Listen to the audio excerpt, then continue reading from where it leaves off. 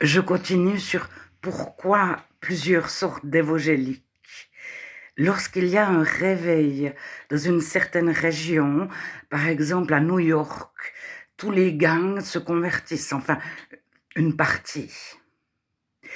Ils naissent de nouveau, ils changent de cœur, ils sont transformés de l'intérieur, ils ont l'amour de Dieu dans leur cœur, ils marchent par l'esprit, mais ils viennent de se convertir, ils sont instables.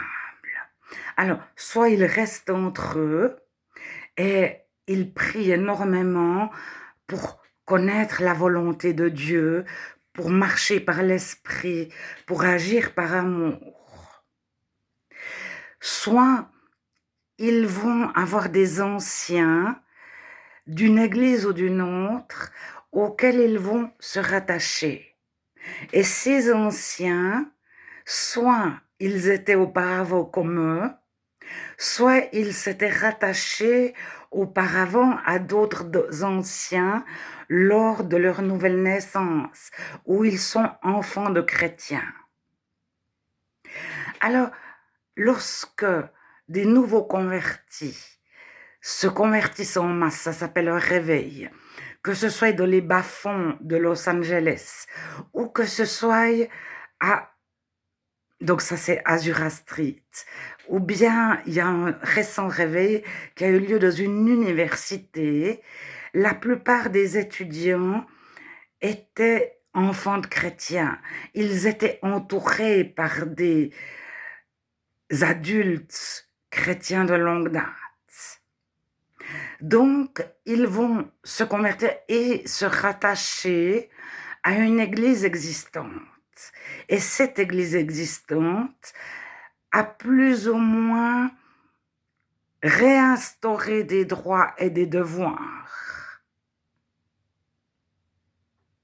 Et le nouveau converti, s'il se rattache à une église qui a énormément de droits et de devoirs, il va penser qu'ils ont tous raison, parce que c'est des anciens, ils connaissent. Alors, ils peuvent avoir un cœur selon Dieu, être réellement les nouveaux, être remplis du Saint-Esprit et être débordés d'amour, mais ils sont convaincus que lorsqu'on est chrétien, on fait ou on ne fait pas. Alors, ça s'appelle le légalisme. La loi, suivre une loi. Et il y a plus ou moins de légalisme, plus ou moins de loi. Alors, ça se retrouve chez Luther et chez Calvin, c'est-à-dire le calvinisme, parce que Calvin n'était pas tout seul, et le luthérianisme. Alors, Luther, c'est tous les chrétiens sont prêtres. Tous ont une relation personnelle avec Dieu et tous ont les lois de Dieu dans leur cœur. Et Calvin, il a instauré à Genève une théocratie. Théo comme Dieu. Cratie, c'est sorte de gouvernement. Démocratie. Démo, c'est le peuple. C'est le peuple qui a le pouvoir. Alors, théocratie, c'est Dieu qui a le pouvoir. Alors, il a le pouvoir sur les autorités de la ville de Genève, qui, eux, ont le pouvoir sur tous les habitants de la ville de Genève. Et les habitants de la ville de Genève passent par ceux qui ont le sacerdoce, qui ont une relation directe avec Dieu. Et c'est Dieu qui dit à certains, voilà ce qu'on va faire. Et ils édictent des lois et des devoirs pour chacun. Alors, les églises évangéliques se rapprochent soit du luthérianisme, soit du calvinisme. Et ça dépend si à la base ils sont sortis du protestantisme.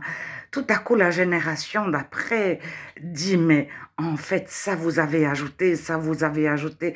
Et ils naissent de nouveau.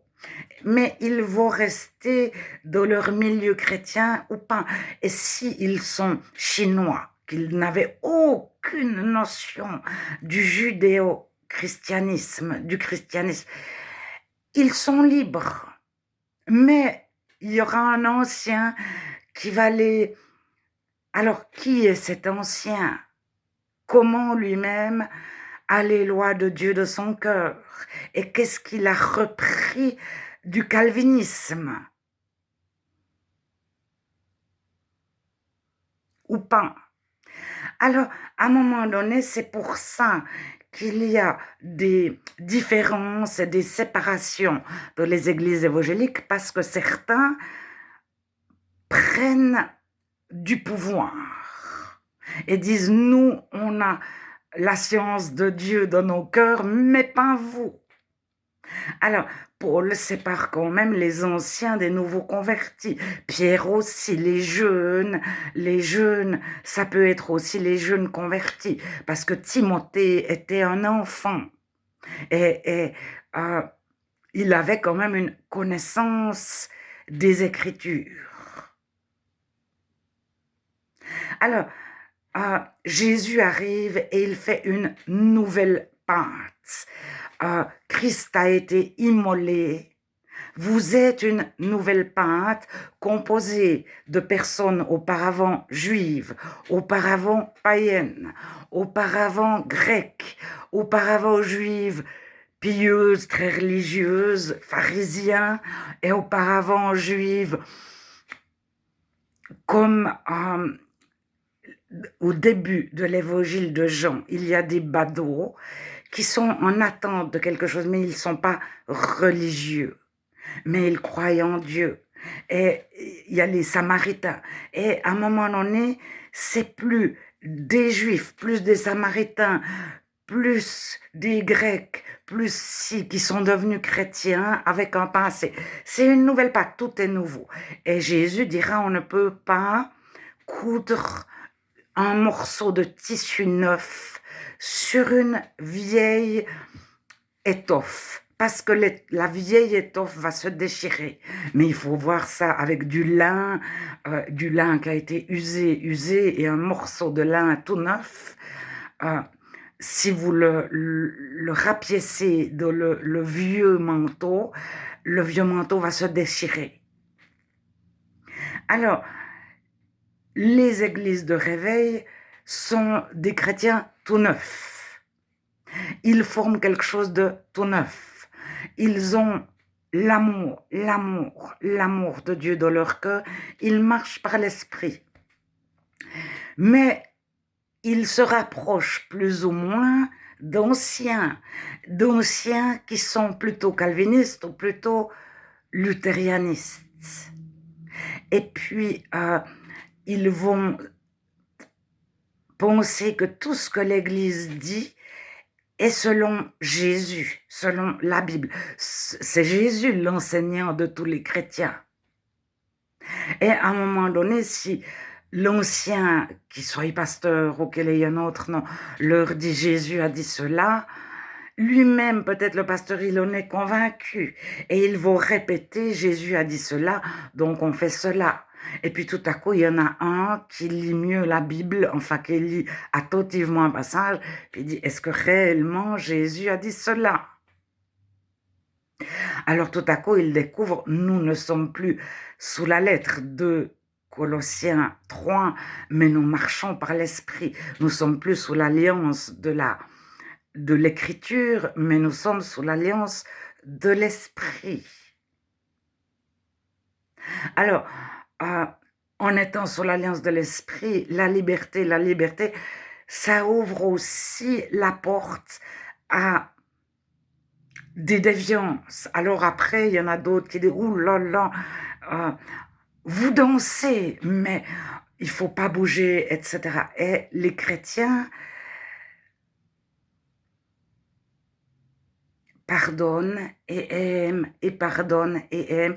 Et comme Paul, ils sont sous la loi avec ceux qui sont sous la loi, bien que étant libres entièrement de la loi. Et ils se font tout à tous, sans loi, avec ceux qui sont sans loi, mais étant sous la loi de Christ. Et la loi de Christ, elle est autrement plus difficile à suivre que n'importe quelle loi.